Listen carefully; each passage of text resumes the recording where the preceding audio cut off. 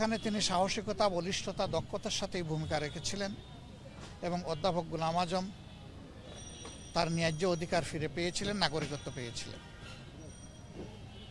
তিনি সময় সময় শুধু জামাতে ইসলামী না, তিনি ন্যায়ের পক্ষে দাঁড়াতেন। কোনো মামলা যদি তার কাছে অসঙ্গত মনে হতো, সেই মামলায় যত টাকারই অফার আসুক তিনি দুই হাতে তা ফিরিয়ে দিতেন। তিনি এথিক্সের বাইরে গিয়ে কখনো কোনো মামলা নিয়েছেন তার কোনো চিহ্নিত প্রতিপক্ষ এটা বলতে পারবে না, এর কোনো নজির নেই। কাজেই তিনি তার পেশাগত জীবনে খুবই স্বচ্ছতার সাথে তার দায়িত্ব পালন করেছেন।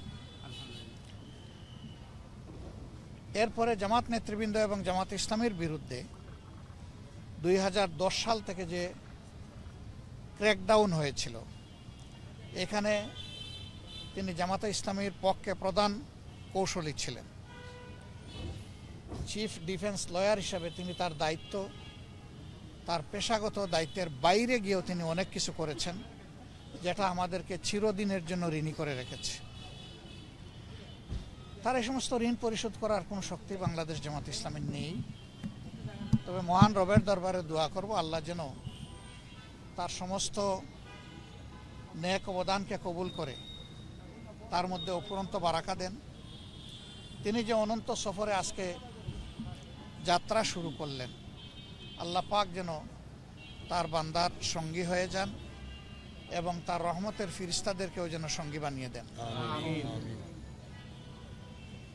কিছুক্ষণ পরেই হয়তো আমরা জানাজা শেষ করে আজকে হোক আগামীকালকে হোক আমরা তাকে দাফন করব। তখন মাটির একটি পর্দা গোটা দুনিয়া থেকে তাকে বিচ্ছিন্ন করে ফেলবে, কিন্তু আমরা আল্লাহকে সাক্ষী রেখে বলতে চাই আমাদের হৃদয়ের সাথে তার সম্পর্ক কখনো বিচ্ছিন্ন হবে না। আমাদের হৃদয়ের এই সম্পর্ক বহাল থাকবে এবং আমরা আল্লাহ তাআলার দরবারে দোয়া করি আলমে বরজাখের এই জিন্দেগি তার জন্য যেন প্রশান্তিদায়ক হয়, তার কবরকে যেন আল্লাহ তাআলা জান্নাতের নূর দিয়ে পরিপূর্ণ করে দেন। আপনারা জানেন তার একটি গুরুত্বপূর্ণ আইনি চেম্বার ছিল, সেখানে তার সাথে অনেক সহকর্মী কাজ করেছেন, তারা তাকে পিতার মতোই দেখতেন। তার দুইজন ঔরসজাত সন্তান আছেন, কিন্তু বাকিরা তাকে পিতা বলেই মনে করতেন। তাদের এই দুঃখ আল্লাহ তাআলা যেন ভুলে যাওয়ার তৌফিক দান করেন এবং সবর করার তৌফিক দান করেন। বিশেষ করে তার স্ত্রী, দুই সন্তান, এক মেয়ে এবং আরও আপনজন যারা আছেন, আল্লাহ পাক রব্বুল আলামিন তাদেরকে এই সুখ সহ্য করার তৌফিক দান করুন। আইনি অঙ্গনে তার বিদায় নেওয়ার মধ্য দিয়ে যে শূন্যতার সৃষ্টি হলো, আল্লাহ রাব্বুল আলামিন আরও যোগ্যতা সম্পন্ন মানুষের অঙ্গনে তৈরি করে বাংলাদেশের মানুষকে যেন আল্লাহ তাআলা উপহার দেন, সেই দোয়াও আমরা আল্লাহর দরবারে করি।